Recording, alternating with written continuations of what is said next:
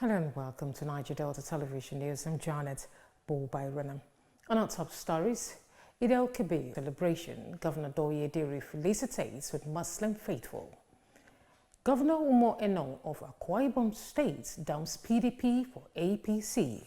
Plus, U.S. George holds Trump's international student ban. Bayelsa State Governor Senator Doye Diri has charged the Muslim faithful to see sacrifice as a critical component of the Islamic religion.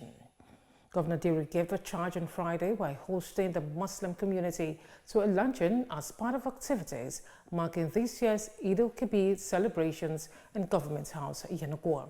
Correspondent George Ameli completes the report. Senator Doye Diri on Friday hosted the Muslim community in Government House commemorating the Eid al-Kabir celebrations in Yenagoa. Represented by his deputy, Senator Lawrence Erujakpo, Governor Diri called on Nigerian leaders at all levels to imbibe the attitude of sacrificial giving as exhibited by Ibrahim when he sacrificed his son. What I try to do today is to encourage Nigerians, especially our leaders, to be more sacrificial in our leadership. A situation whereby people are dying, horrible things are happening, horrendous things are happening, and we are just watching and looking at that. Does not show sacrificial leadership. Both the two major prophets who we are mimicking, Prophet Muhammad and then Jesus Christ, are people who taught us example of sacrifice and servant leadership. And so I want to use the opportunity to encourage Nigerian leaders, including my very good self, to be sacrificial in our leadership and ensure that we show love. Prophet Muhammad and then Jesus Christ are people who taught us example of sacrifice and servant leadership. So I want to use the opportunity of this Eid al-Kabir and a major sacrifice of a feast of sacrifice to encourage Nigerians and all of us to show love to each other and be sacrificial to each other. It is indeed a season of sacrifice. The importance of us celebrating the Eid al-Kabir is to sacrifice and wish the government give us the items to celebrate with. I want to tell all Muslim women to fear Allah and continue to do the sacrifice. Islam is based on sacrifice, and it's because of that we are celebrating today. The sacrifice of Agar and the mother of Ismail, that was supposed to be sacrificed. If she did not sacrifice for her husband, I don't think what we are doing today will be evident. I want to use all this opportunity to thank state government, especially the Miracle Governor and his team, for the support to the Muslim, especially the Muslim women and the vulnerable. We appreciate them, we thank them, and we pray that Allah should continue to be with them and guide them and prosper their government. And to all the Muslims in Bayelsa, please let's sacrifice and continue to be upright and give the government the total support they need. During the show of love for the Muslim Ummah, Governor Diri expressed appreciation for their support to his prosperity administration in the areas of peace, unity, and religious harmony in the state. He emphasized the importance of peaceful coexistence, respect leading to a mutually rewarding environment. Governor Diri further charged the Muslim community to continue to contribute positively to the development of Bayelsa State. From Government House in Yenagoa, George Ameli reporting for NDTV News. A non-governmental organization, Stand Up for Women's Society Bayelsa State Chapter, has urged students to prioritize their education, stressing its significance for their future prospects. Chairperson Mrs. Anaingo Tobit West and her team gave the charge during a visit to Community Secondary School Swali, Yenagoa. The report. Emphasizing the importance of setting goals and working towards a brighter future, Chairperson Stand Up for Women's Society Bayelsa State Chapter, Mrs. Anaingo Tobit West, charged students at the Community Secondary School Swali to live a life of purpose and strive for excellence. We see you people as very important people. We see you people as future leaders.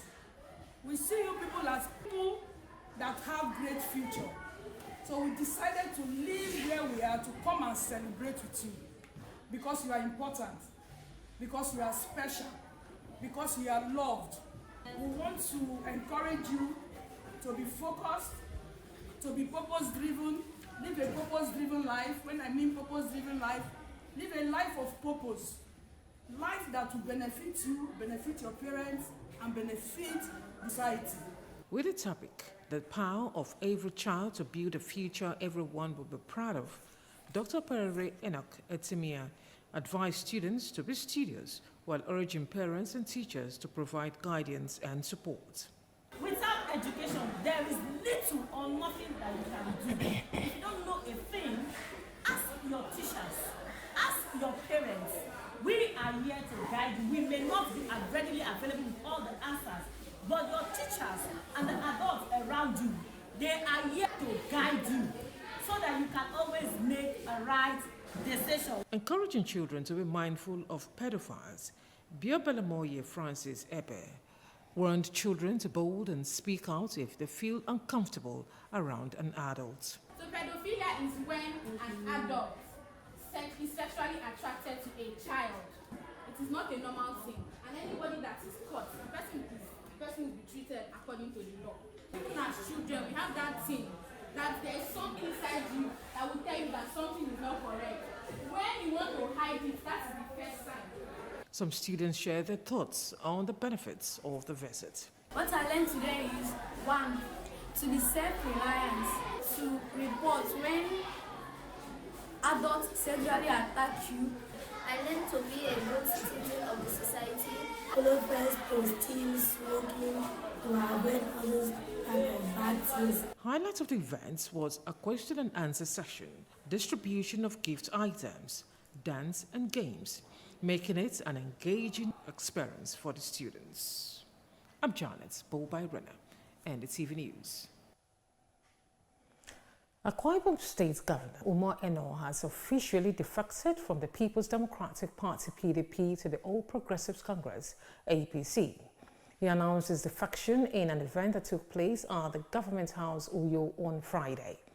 Elected under the PDP in 2023 and previously viewed as a protege of former Governor Udom Emmanuel, Eno's decision marks a dramatic realignment in Akwa Ibom's political structure.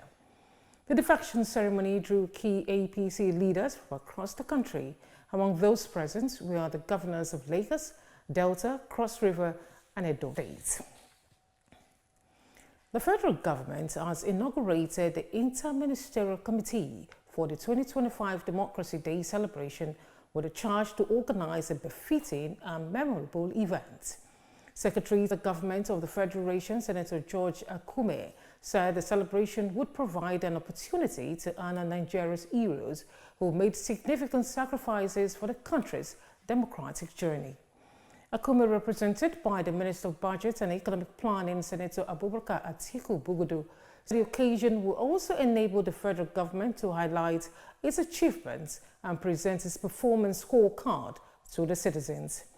Akume urged members of the committee to work in synergy towards the realization of the renewed hope agenda of President Bola Ahmed Tinubu's administration. Members of the committee chaired by Akume include the Minister of Finance and Coordinating Minister of the Economy, Wale Edun, Minister of Information and National Orientation, Mohammed Malagi, Minister of Budget and Economic Planning, Senator Abubakar Atiku Bugudu. Others, Ministers of Foreign Affairs, Yusuf Tuga, Minister of FCT, Yesam Wike, Minister of Interior, Dr. Olubimi Tunji Ojo, and the Special Advisor to the President, Policy and Coordination, Adiza Bala Usman, among others. If you're just joining us, you're watching Niger Delta Television News, and here's a quick reminder of the top stories. Eid al-Kabir celebration, Governor Doyediri felicitates with Muslim faithful. Governor Umar Eno of Akwa Ibom State dumps PDP for APC. Still ahead, U.S. George holds Trump's international student ban. Details of this and more after the break. Join us again. Welcome to Niger Delta Television News and Current Affairs Department at the NS Ikoli Media Complex here in Yanagwa, Bayelsa State. One of NDTV's traditional objectives is to disseminate information with renewed vigor. We build teamwork for accountability, efficiency, and accuracy. Our community reports, eyewitness accounts, current affairs discussions are detailed and competitive. As NDTV reporters, undiluted report is our goal.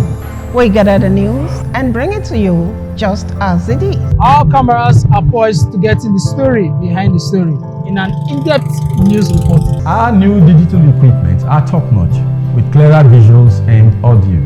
NDTV is repositioned to serve you better. Join us on the news every day at 7 a.m., 12 p.m. and our major bulletin at 7:30 p.m. on Channel 25 UHF. NDTV, crystallizing the vision. Glad to have you back. President Bola Tinubu on Friday called on Nigerians to intensify their prayers for the military and other security agencies which continue to make sacrifices to safeguard the nation, particularly those on the front lines against terrorism and banditry. Speaking with journalists after observing the Eid al-Kabir's prayers at the Eid ground in Dodan Barracks, Lagos, the president emphasized the importance of compassion, unity and selflessness during the sacred season. The president highlighted the need for resilience, tolerance, compassion and dedication to Nigerians' progress, expressing gratitude to the faith and perseverance shown by Nigerians amid ongoing reforms. He assured citizens that the country was approaching a brighter future. In his sermon, the chief imam of Lagos State, Sheikh Suleiman, urged the Muslim faithful to emulate Prophet Abraham's spirit of sacrifice. He further urged worshippers to live peacefully and extend kindness to the poor and vulnerable.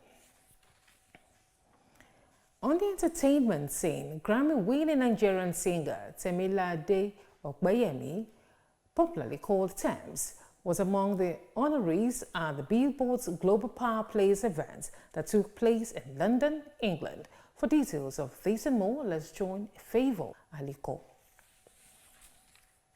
Nigerian singer and songwriter Temilade Opeyemi, known professionally as Tems, has been honored with multiple prestigious awards, recognizing her significant contribution to the global music industry. The Nigerian music star was honored with the Diamond Award at the Billboard Global Power Players event in Los Angeles, in recognition of her powerful and influential figures in the industry. During her speech, Tems thanked her fans, saying the award meant a lot to her. She also encouraged African artists to believe in themselves and keep pushing, reminding them that the world is watching. The award is one of the many milestones in Tems' career as she continues to gain international recognition for her talent and impact in music. The Nigerian Copyright Commission, NCC, has warned DJs against performing other people's music publicly without a license or owner's authorization. The Director General of NCC, John Essien, gave the warning in an advisory issue on Wednesday in Abuja. In his speech, the eyes of the NCC has been drawn to the practice of DJs who perform music publicly without approved license. He further explained under Section 9 and 12 of the Copyright Act 2022 that the owner of the copyright in a musical work or sound recording had the exclusive right to produce, perform, or communicate to the public. He advised that DJs obtain appropriate license and pay royalties to the approved collective management organization prior to engaging in such performances. Nigerian Afrobeat star Kiss Daniel has announced a temporary break from recording music to prioritize his family. In a recent post on X, formerly Twitter, he stated that his family misses him so much as he chose studio over them. This decision follows the release of his latest EP, Lemon Chase, and ahead of his upcoming projects. Despite having 600 unreleased songs, Kiss Daniel expressed a desire to spend more quality time with his loved ones. Fans have expressed support for his decision, acknowledging the importance of family and personal well-being. Kiss Daniel, known for his songs like Buga, Cough, and Twetwe, has been a significant figure in the Nigerian music scene since his debut in 2016. Aliko Joseph Favour, reporting for NDTV Entertainment News. From the international scene, the U.S. Federal Judge Alison Barrow has temporarily blocked President Trump's ban on foreign students attending university. And Apple gives details of this and more foreign stories. The Israel military on Thursday launched a series of airstrikes targeting Beirut's southern suburbs, especially Dahia and the village Ain Shen. They claim to hit underground facilities they say are used by Hezbollah for drone production. The strikes coincided with widespread evacuation warnings issued to residents. Reports describe scenes of mass panic, heavy smoke, and thousands fleeing on foot in chaotic exodus. Lebanese army personnel who later inspected the targeted site found no military equipment. Their access was reportedly restricted before strikes. President Joseph Aoun and Prime Minister Nawaf Salam issued condemnations characterizing the strike's violation of existing agreement. The Lebanese military voiced concerns that such actions may hinder its role in ceasefire monitoring. The United States has imposed sanctions on 4 judges of the International Criminal Court, escalating tensions over the court's recent actions targeting U.S.-Israeli officials. According to reports, the sanctions came in response to ICC's insurance of an arrest warrant for Israel Prime Minister Benjamin Netanyahu, as well as investigations into alleged war crimes by U.S. forces in Afghanistan. The measures include entry bans and the freezing of any property or financial interest the judges may have within the United States. Israel Prime Minister Netanyahu welcomed the U.S. decision, thanking the President Donald Trump and Rubio in a social media post for what he described as standing up for Israel against a politicized tribunal. While the Human Rights Watch criticized the sanctions, warning they are intended to intimidate the court amid increasing scrutiny over the situation in Gaza and U.S. involvement in past conflicts. A federal judge has temporarily blocked an executive order from President Donald Trump that would have barred Harvard University from enrolling international students. According to reports, Judge Alison Burroughs issued a restraining order preventing the implementation of the policy, citing the potential for immediate and irreparable injury to the university. The Trump administration argued that the ban was necessary for national security and accused Harvard of failing to address anti-Semitism on campus. The proclamation also claimed the university had extensive entanglements with foreign nations and had infringed on the civil rights of students and faculty. In response to the order, Harvard President Alan Garber said the university was preparing contingency plans to support international students who might be affected. And on sports. The body of late Nigerian boxer Segun Olarewaju, also known as Success, who collapsed during a fight in Ghana, is expected to arrive in Nigeria next week. For these and more sports stories, let's join Ayemi Miene. After almost 2 months of legal, diplomatic and procedural efforts, the remains of Nigerian boxer Segun Olarewaju, who tragically died during a bout in Ghana, is anticipated to be returned to Nigeria next week. Olarewaju, also referred to as Success, passed out in the ring on March 29 at the Bochum Boxing Arena in Accra while fighting Ghanaian boxer John Mbanugu. Calls for more stringent regulation and required safety procedures across African boxing federations have been sparked by the tragedy. Following the completion of the investigations and preparation of Olarewaju's return, focus shifts to making sure his family receives justice and averting another loss of this nature. Novak Djokovic rallied from behind to defeat Alexander Zverev at the French Open, paving the way for a thrilling semi-final against Yannick Sinner. Djokovic, aiming for his 25th Grand Slam singles title, lost the first set but brought down Zverev in a thrilling match to win 4-6, 6-3, 4-2, 6-4 in Paris. The 38-year-old Serb, who becomes the oldest French Open semi-finalist in 57 years, will face top seed Sinner on Friday after the Italian defeated Alexander Bublik in straight sets. He exacted revenge on Zverev after losing the first set of the Australian Open semi-final and has also proved to himself that he is at the level required to compete for a 25th Grand Slam title. Djokovic is now the second oldest player to reach a Roland Garros semi-final. Ayemi Miene for NDTV Sports. That report brings us to the end of our bulletin, but before we go, a quick look at our top stories. Barca State Governor Senator Doye Diri has urged the Muslim faithful to see sacrifice as a critical component of the Islamic religion. We also brought to a report that Akwa Ibom State Governor Umo Eno has officially defected from the People's Democratic Party to the All Progressives Congress. And finally, a U.S. federal judge, Alison Barrow, has temporarily blocked President Trump's ban on foreign students attending university. And that's the bulletin. Thanks for joining us. I'm Janet Bolbyron.